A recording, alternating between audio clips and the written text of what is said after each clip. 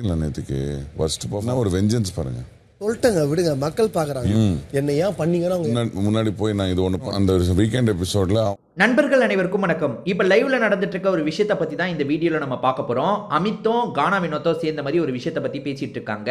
என்னன்றதை பார்க்கறதுக்கு முன்னாடி இந்த வீடியோக்கு ஒரு லைக் போடுங்க. ரெக்வஸ்டா தான் இந்த விஷயத்தை கேட்குறேன். நீங்க லைக் போட்டீங்கன்னா இந்த வீடியோ இன்னும் கொஞ்சம் புஷ் ஆகும், நிறைய பேர்கிட்ட போகும்.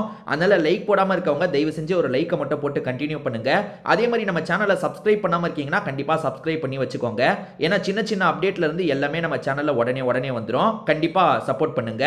இப்போ நம்ம கண்டென்ட்டுக்குள்ள வந்துடலாம். கானா வினோத் அமித் எதை பத்தி பேசிட்டு இருக்காங்கன்னா, நேத்து ஒஸ்ட் பர்ஃபார்மரை செலக்ட் பண்ணி ஜெயிலுக்கு அனுப்புனாங்கல்ல, அதை பத்தி தான் பேசிட்டு இருக்காங்க. நேத்து எபிசோட்ல அதை பெருசா காமிச்சிருக்க மாட்டாங்க. அதாவது எல்லாருமே வந்து ரம்யா பேரை சொல்ற மாதிரியும் ரம்யா ஜெயிலுக்கு போற மாதிரியும் காமிச்சிருப்பாங்க. எதுக்காக அதை வேகமா முடிச்சிட்டாங்கன்னா, காட்ட வேண்டியது நிறைய இருந்தது, அதனால தான் அப்படி முடிச்சிட்டாங்க. பட் எல்லாரும் தனித்தனியா வந்திருப்பாங்க, ஒவ்வொருத்தர் பேரை சொல்லியிருப்பாங்கல்ல. அந்த மாதிரி ஆதிரை வந்து அமித் பேரை சொல்லியிருக்காங்க போல. அமித் அதை சொல்லி தான் புலம்பிட்டு இருக்காரு. நேற்று பார்த்தீங்களான்னு அந்த பொண்ணுக்கு எவ்வளோ வெஞ்சன்ஸ் பாருங்களேன்.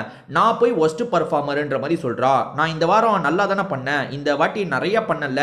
அதாவது 2 வாட்டி நான் ஜட்ஜாக இருந்தேன், ஒரு வாட்டி லாயராக இருந்தேன், என் ஃபுல் எஃபர்ட்டை போட்டேன்ல, அந்த பொண்ணு அப்படி சொல்கிறா அப்படின்ற மாதிரி கானா வினோத்துக்கிட்ட சொல்லிட்டு இருக்காரு. எங்க விடுங்க, மக்கள் பார்த்துட்டு இருக்காங்கல்ல, மக்களுக்கு தெரியுமா தெரியாதா? நீங்கள் இந்த வாட்டி நல்லா தான் பண்ணீங்க, 2 வாட்டி ஜட்ஜு ரோலாக கரெக்டாக பண்ணீங்க, லாயராகவும் நீங்கள் பண்ணியிருக்கீங்க, நீங்களாம் நல்லா தான் பர்ஃபார்ம் பண்ணீங்க, அந்த பொண்ணு பண்ணல, அவள் வேணும் இப்படி பண்ணிட்டு இருக்கா, மக்களுக்கு தெரியும்ல, நீங்க ஃப்ரீயா விடுங்கன்ற மாதிரி சொல்லிட்டாரு. கானா வினோத் இன்னொன்னு ஒரு விஷயத்த சொல்றாரு. கானா வினோத் ஆதிரை பேரை சொல்லியிருக்காரு போல. ஆதிரை அப்பத்துல இருந்து ஏன் என்ன சொன்னீங்க, எதுக்காக என்ன சொன்னீங்க, என்ன காரணம்ன்ற மாதிரி கானா வினோத் கிட்ட கேட்டுக்கிட்டே இருந்திருக்காங்க போல. இந்த மாதிரி நம்ம ஒன்று சொல்லி முடிச்சிட்டோம்னா நம்ம கிட்ட ஏன் சொன்னீங்கன்னா கேட்கக்கூடாது. அந்த பொண்ணு என்னடானா என்கிட்ட கேட்டுக்கிட்டே இருக்குன்ற மாதிரி கானா வினோத் புலம்பிட்டு இருக்காரு.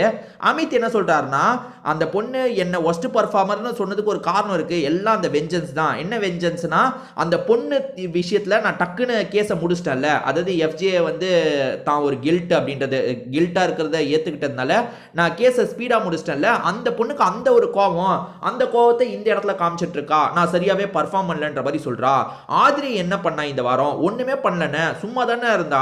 அந்த எஃப்ஜே கேஸ்ல மட்டும்தான் அவளை பார்க்க முடிஞ்சது, மற்றபடி பார்க்கவே முடியல அப்படின்ற மாதிரிலாம் இவர் சொல்லிட்டு இருக்காரு. ஆமா, நீங்க சொல்றது உண்மைதான் அப்படின்ற மாதிரி கானா வினோத்தை ஏத்துக்கிறாரு. கானா வினோத்துக்கும் ஆதிரிக்கும் ஒரு பனிப்போர் போய்கிட்டே தாங்க இருக்கு.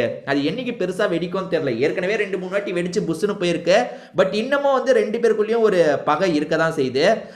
கானா வினோத் ஓட்டிங்ல நிறைய இருக்காருல்ல, அது ஆதிரிக்கு நல்லா தெரியுது. ஏன்னா அவங்க வெளியே இருந்து உள்ள போயிருக்காங்கல்ல.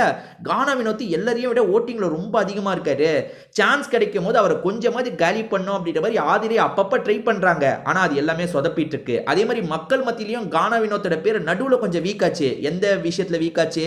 இந்த ரம்யாவை இவர் கட்டி பிடிச்சது, அதுக்கப்புறம் அரோரா கிட்ட இவர் பண்ணிட்டு இருந்தாரு பாத்தீங்களா, அதெல்லாம் கொஞ்சம் வீக் ஆகுச்சு. பட் அந்த விஷயம் இப்ப மாறிடுச்சு. ஆக்சுவலா அரோரா கிட்ட இவர் இப்ப பெருசா எதுவுமே வச்சுக்கிறது இல்ல, லைட்டா பேசுறதோட முடிஞ்சிருச்சு. மற்றபடி அரோரா விட்டு விலகி இருக்காரு. அதனால நெகட்டிவா போன எல்லாமே இப்ப திரும்பி பாசிட்டிவா மாறிடுச்சு. கானா வினோத்துக்கு ஸ்டார்டிங்ல இருந்தே ஒரு ஸ்ட்ராங்கான ஓட் பேங்க் இருந்தது, அதாவது ரொம்ப பவரா இருந்தது. இப்ப 35% இருக்காருன்னா அடுத்த லெவல்ல இருக்கவங்க 17%, 18% இருப்பாங்க. பெர்சன்டேஜ் அவ்வளவு ஹையா இருக்கும். அது நடுவுல கொஞ்சம் டேமேஜ் ஆச்சு, அந்த இஷ்யூனால டேமேஜ் ஆச்சு. இப்ப திரும்பி பழையபடி வந்துருச்சு. சோ இதுக்கப்புறம் வாரங்கள்லாம் ஆல்மோஸ்ட் எல்லாருமே நாமினேஷன்ல வந்துருவாங்க. இப்ப வாரம் குறைய எல்லாருமே நாமினேஷன்ல வந்துருவாங்க.